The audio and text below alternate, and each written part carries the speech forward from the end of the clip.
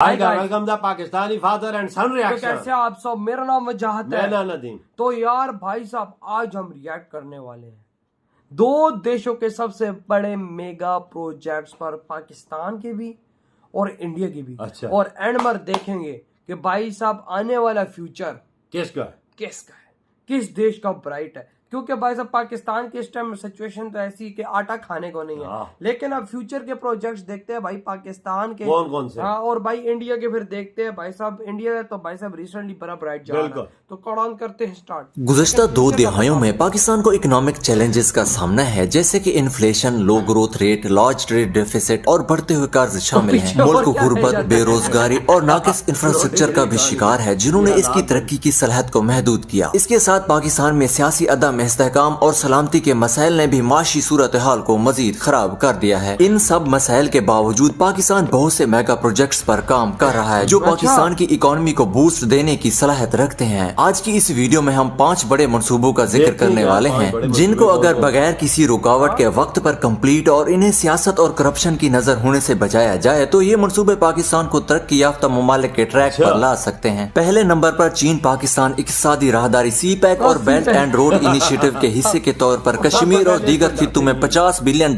की लागत से हाइड्रो पावर प्रोजेक्ट्स की तामीर है। इन मंसूबों का मकसद पाकिस्तान में तवानाई के क्रॉनिक बहरान से निपटना और इसकी इक्तिसादी तरक्की को बढ़ाना है। मंसूबे के तहत 4500 मेगावाट का हामिल दयामीर भाषा डैम प्रोजेक्ट जो तेजी से जेर तामीर है। इसके साथ साथ 2400 मेगावाट के साथ Azad Pattan hydro power station, 4000 megawatt की सलाहियत के साथ थाकोट पावर प्रोजेक्ट, 7100 मेगावाट की सलाहियत के साथ बूंजी हाइड्रो इलेक्ट्रिक पावर स्टेशन और 4320 मेगावाट की नस्ब सलाहियत के साथ दासू डैम प्रोजेक्ट शामिल है। दूसरे नंबर पर थार कोयले का मंसूबा, जो पाकिस्तान में सहराए थार के कोयले के वसी ज़ख़ायर से फायदा उठाने का एक बड़े पैमाने पर इकदाम है। इस मंसूबे में थार ब्लॉक 1 और ब्लॉक 2 में कोयले की माइनिंग, जिसकी सलाहियत 15.6 मिलियन टन सालाना कोयला है। इन माइंस को Sindh Engro coal mining company SECMC चलाती है, जो हुकूमत सिंध और एंग्रो कारपोरेशन और China machinery engineering corporation CMEC के दरमियान मुश्तरका मंसूबा है। इस मंसूबे में 3960 मेगावाट बिजली की सलाहियत के साथ साइट के पास कोयले से चलने वाले पावर प्लांट्स की तामीर भी शामिल है। Power plants Thar power company limited की मिल्कियत है, जो SECMC का ज़ेली इदारा और मुख्तलिफ चीनी कंपनियों का इश्तराक है। पावर प्लांट्स एक्सक्लूजन को कम से कम करने और कारकर्दगी बढ़ाने के लिए अल्ट्रा सुपर क्रिटिकल टेक्नोलॉजी का इस्तेमाल करते हैं। इस मंसूबे में पावर प्लांट्स को कौमी ग्रिड से जोड़ने के लिए ट्रांसमिशन लाइन्स और ग्रिड स्टेशन की तरक्की भी शामिल है। ये मंसूबा मुटियारी से लाहौर और मुटियारी से फैसलाबाद ट्रांसमिशन लाइनों से मुंसलिक है, जो चीन पाकिस्तान इक्तिसादी राहदारी CPEC का हिस्सा है। मंसूबा दरामद शुदा तेल और गैस पर पाकिस्तान के इन्हिसार को कम करने और मकामी कोयले के साथ इसके तवानाई के सोर्स को डाइवर्स बनाने में मदद करेगा। ये मंसूबा कौमी ग्रिड के इस्तेहकाम और बिजली की किल्लत को कम करने में भी मुआविन साबित होगा। हमारा तीसरे नंबर का मंसूबा, जो पाकिस्तान की इकोनॉमी को बूस्ट करने की सलाहियत रखता है, कराची न्यूक्लियर पावर प्लांट एक बड़ा तिजारती एटमी पावर प्लांट है। ये 3 यूनिट्स पर मुश्तमिल है, K1, K2 और K3। K1 पाकिस्तान का पहला एटमी बिजली घर था और इसने 1972 में 137 मेगावाट की सलाहियत के साथ काम शुरू किया था। ये कैनेडियन टेक्नोलॉजी पर मबनी था। इसे कनाडा और international atomic energy agency IAEA के ताउन से बनाया गया। इसे 50 साल की सर्विस के बाद 2021 में बंद कर दिया गया था। K2 एक नया जोहरी पावर प्लांट है, जिसने 2021 में कमर्शियल ऑपरेशन शुरू किया, जिसकी बिजली पैदा करने की सलाहियत 1100 मेगावाट है। ये चीनी ACP1000 टेक्नोलॉजी पर मबनी है, जो कि pressurised water reactor PWR technology का जनरेशन 3 वर्जन है। ये हिफाजत और कारकर्दगी को बढ़ाने के लिए गैर फाल हिफाजती निजाम इस्तेमाल करता है। ये चीन और IAEA की फिनांसिंग और सरमायाकारी से बनाया गया था। K3 न्यूक्लियर पावर प्लांट, जिसकी सलाहियत 1100 मेगावाट है, ये डिजाइन और टेक्नोलॉजी में K2 जैसा ही है और इसे भी चीन और IAEA के ताउन से बनाया गया था। इसने 2022 में ग्रिड कनेक्शन हासिल किया। चौथे नंबर पर ML1 रेलवे मंसूबा है, जो पाकिस्तान के रेलवे इंफ्रास्ट्रक्चर को बेहतर बनाएगा। इस मंसूबे के तहत मौजूदा रेलवे लाइनों को अपग्रेड और नई लाइनों को तामीर किया जाएगा। मंसूबे पर तकरीबन $9 बिलियन लागत आने की तवक्को है और इसकी माली आनत चीनी हुकूमत करेगी। ML1 मंसूबा चीन पाकिस्तान इक्तिसादी राहदारी CPEC का हिस्सा है और इसका मकसद दोनों ममालिक के दरमियान रवाबित और तिजारत को बढ़ाना है। ये मंसूबा पाकिस्तान के लिए माशी और समाजी फवायद भी फराहम करेगा। ML1 प्रोजेक्ट को 3 मरहल में तकसीम किया गया है। पहला मरहला कराची से पिशावर तक मौजूदा रेलवे लाइन को अपग्रेड करेगा, जिसकी कुल लंबाई 1680 किलोमीटर है। इस मरहले में हवेलियां के करीब एक नई ड्राई पोर्ट की तामीर और लाहौर में वाल्टन एकेडमी की बहाली भी शामिल है। ये मरहला 2026 तक मुकम्मल होने की उम्मीद है और इससे ट्रेनों की रफ्तार 65 से 105 किलोमीटर से बढ़कर 120 किलोमीटर फी घंटा हो जाएगी। फेज 2 में हैदराबाद से सक्खर तक एक नई रेलवे लाइन तामीर की जाएगी जिसकी लंबाई 296 किलोमीटर होगी। इस मरहले में दरिया सिंध पर एक नया रेलवे पुल की तामीर और रूट के साथ मौजूदा रेलवे स्टेशनों की अपग्रेडेशन भी शामिल होगी। ये मरहला 2028 तक मुकम्मल होने की उम्मीद है। फेज 3 में सक्खर से पिशावर तक एक नई रेलवे लाइन की तामीर की जाएगी जिसकी कुल लंबाई 560 किलोमीटर होगी। इस मरहले में दरिया चनाब पर एक नया रेलवे पुल की तामीर और रूट के साथ मौजूदा रेलवे स्टेशनों की अपग्रेडेशन भी शामिल है। ये मरहला 2030 तक मुकम्मल होने की उम्मीद है और इससे ट्रेनों की रफ्तार 160 किलोमीटर फी घंटा हो जाएगी। ML1 मंसूबा पाकिस्तान की तारीख के सबसे बड़े एम्बिशियस रेलवे मंसूबों में से एक और सी पैक का अहम जुज़ू है। इस मंसूबे का मकसद रेलवे के शोबे को जदीद बनाना और लाखों पाकिस्तानियों को काबिल एतमाद और सस्ती नकल हमल फराहम करना है।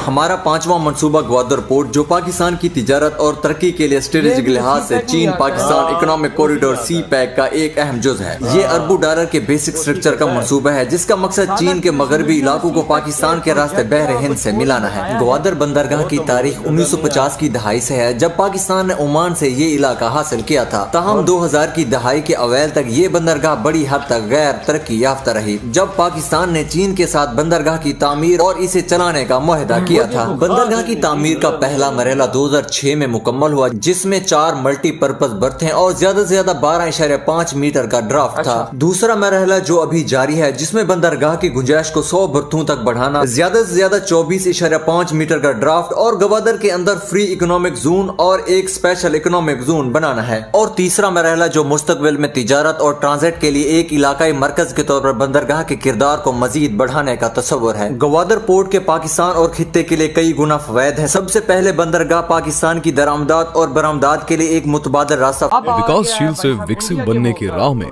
जिस तरह हमारा भारत तरक्की कर रहा है वो दिन दूर नहीं जब हम भी अमेरिका की तरह हर कदम पर आगे होंगे।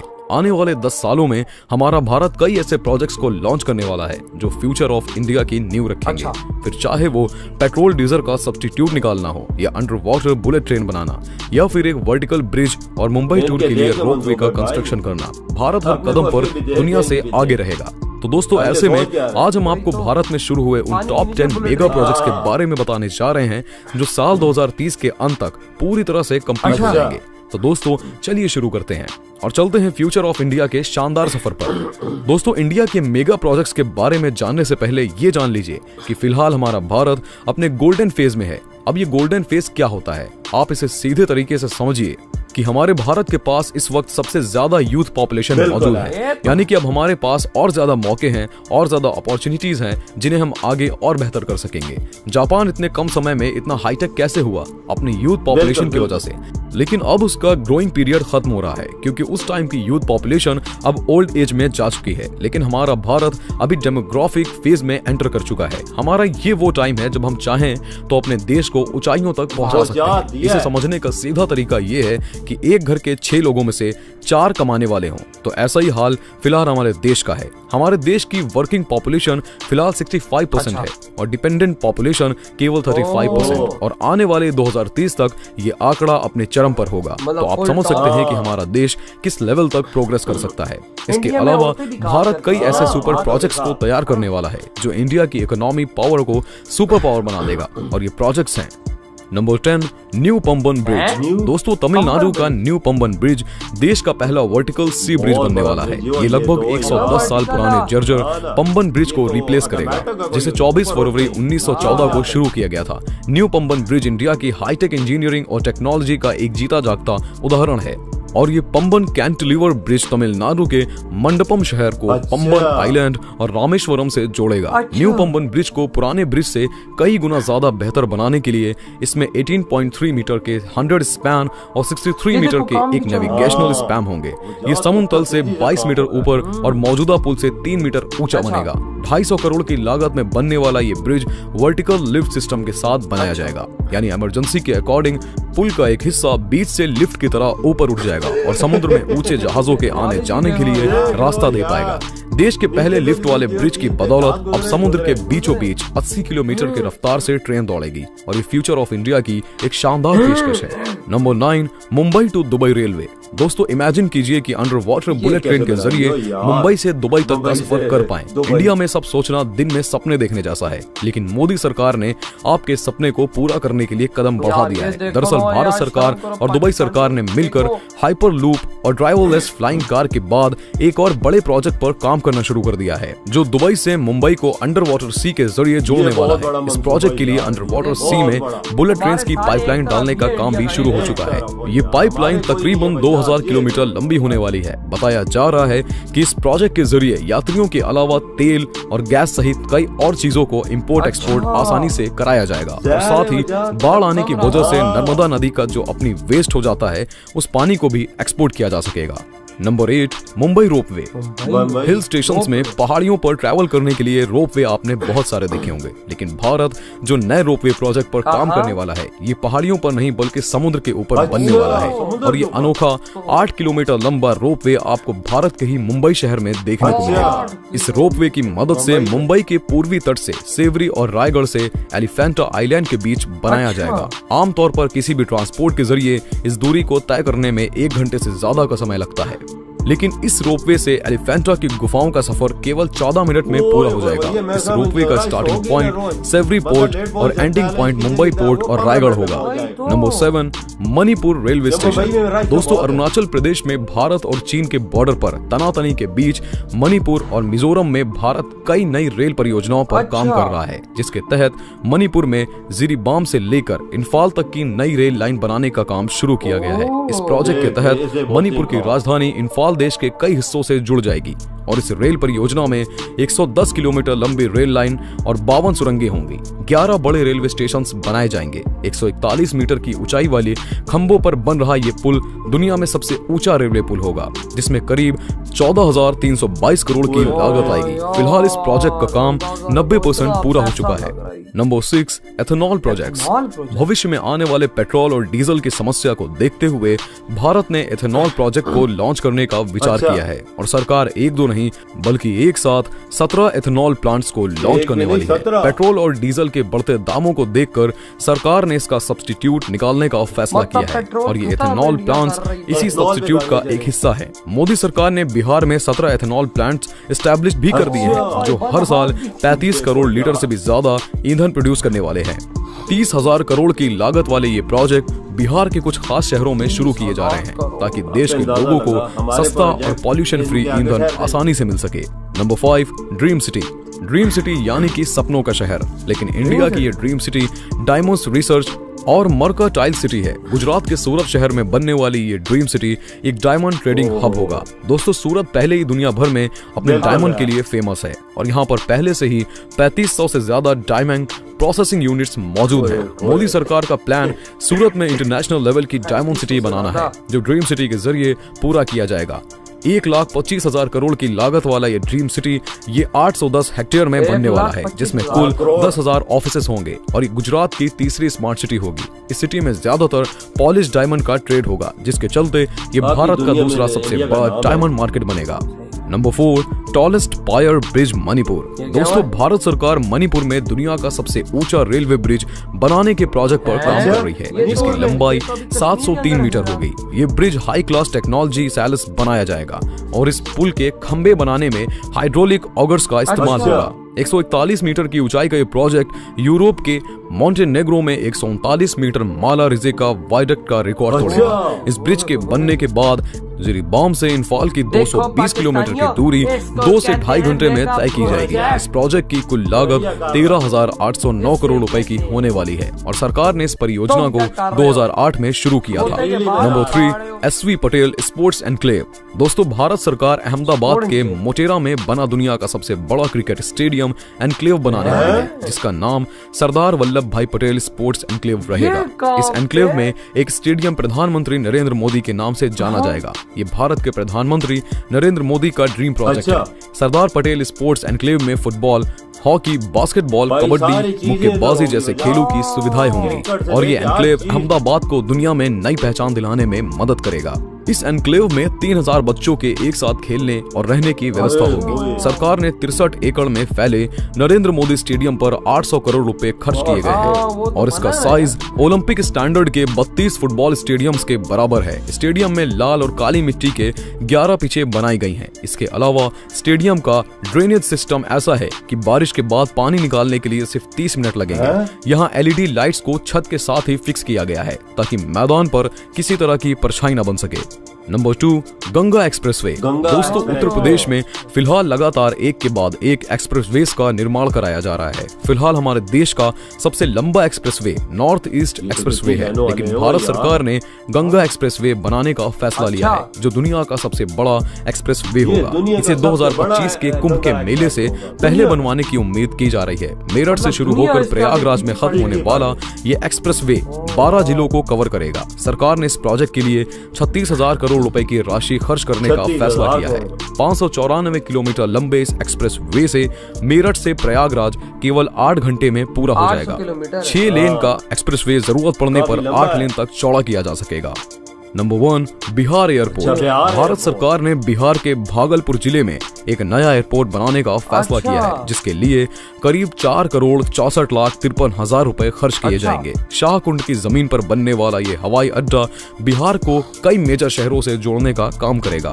तो दोस्तों, आपको क्या लगता है, कैसे हैं ये 10 मेगा प्रोजेक्ट्स जो 2030 से पहले पूरे हो सकते हैं? कमेंट। इधर हुई ये वीडियो खत्म। मैं कहता हूँ कि भाई साहब शर्म करो पाकिस्तानियों, तुमने क्या अपना सच्ची बात बताऊं यार, खाड़ा है। सच्ची बात मुझसे तो बोला ही नहीं जा रहा। मैं तो अपने 5 प्रोजेक्ट मुल्लों के देखे तो मेरी तो बात ही नहीं हो रही कि क्या बात करूं। यार देखो, हमारे क्या मेगा प्रोजेक्ट है, बिजली बना रहे हैं भाई इस मुल्क के अंदर। हमारा क्या प्रोजेक्ट है, रेलवे ट्रैक्स ठीक कर रहे हैं। वो भी चाइना। हमारा क्या मेगा प्रोजेक्ट है, न्यूक्लियर प्लांट लगा रहे हैं ताकि बिजली और ज्यादा अच्छी हो। हमारा क्या मेगा प्रोजेक्ट है कि हम कोयला निकाल रहे हैं। हमारा क्या मेगा प्रोजेक्ट है, हमारा ग्वादर पोर्ट पे हम उसको अपग्रेड करें ताकि जहाज और आगे लगे। ये है हमारे मेगा प्रोजेक्ट। सी पैक। शर्म से डूब मरो। उधर देख यार, उधर देख, बंदे की आंखें खोलते हैं। और ये काम भी कौन कर रहा है? चाइना, हमारा प्योर। मतलब ये अपग्रेडेशन का भी काम हम पाकिस्तानियों के अंदर इतनी सा नहीं है, कितना दम नहीं है कि हम ये अपग्रेड भी कर सकते। ओ यार, वो उनके ड्रीम प्रोजेक्ट देख, वो क्या क्या वो जो पुल पानी पे उन्होंने बनाया है, वो ऑटोमेटिक ऊपर हो जाता है, नीचे हो जाता है। नीचे से सामान गुजरने वाले जहाज भी आसानी से गुजरे। बड़े बड़े जहाज, बड़े बड़े वो पुल है, ये से ड्रीम प्रोजेक्ट कहते हैं कसम से। और भाई साहब, मुंबई से दुबई की रेलवे पाकिस्तानियों देखो, उनकी ये प्रोजेक्ट एक साइड और तुम्हारी खटारा प्रोजेक्ट एक साइड। जो मुंबई से सीधा दुबई निकलेगी, पानी के जरिए निकालेगी। भाई साहब, वो तो इंपोर्ट एक्सपोर्ट भी आना जाना होगा समुद्र के रास्ते से नीचे। उनकी एक्सप्रेस से देख भाई, एक्सप्रेस दुनिया की सबसे बड़ी एक्सप्रेस इंडिया में बनने जा रही है। 800 किलोमीटर लंबी। आप अंदाजा, दुनिया की सबसे बड़ी, कोई उसमें और मुल्क नहीं। इधर बेकारी के बच्चे हमारे मेगा प्रोजेक्ट मैंने देखे, खुदा की कसम मुझे गालियां देने का दिल कर रहा है, लेकिन वही बात है, अब इधर में बैठ के गाली नहीं दे सकते। भाई देख, मुंबई में रश ज्यादा होती है, बंदा लेट पहुंच सकता है, घंटों से वो जो अपना वो एलिफेंट वो देख उन्होंने कौन सा बड़ा मंसूबा बनाया भाई। 8 किलोमीटर रोप है वो भाई साहब, और आप आराम से 14 मिनटों में। आप अंदाजा लगा, ऐसे मंसूबे होते हैं, ऐसी सोच होती है वजह। ये प्रोजेक्ट नहीं होते कि रेल की पटरियां ठीक करो थे फिर वो करो थे। ये क्या प्रोजेक्ट है भाई? तो और भाई उधर का वो प्रोजेक्ट है ड्रीम सिटी का। हाय हाय हाय, क्या भाई बात साहब, है। 1,25,000 करोड़ की इन्वेस्टमेंट उस प्रोजेक्ट पे चल रहा है। आपने अंदाजा लगा ये कितना बड़ा पैसा है भाई, मेरे को दिमाग में नहीं घुस रहा। बहुत बड़े प्रोजेक्ट है इंडिया की वजह से। हमारा कोई प्रोजेक्ट मतलब शर्म से डूब मरना चाहिए हम पाकिस्तानी को। साला हमारे मेगा प्रोजेक्टों में क्या है, रिपेयरिंग है।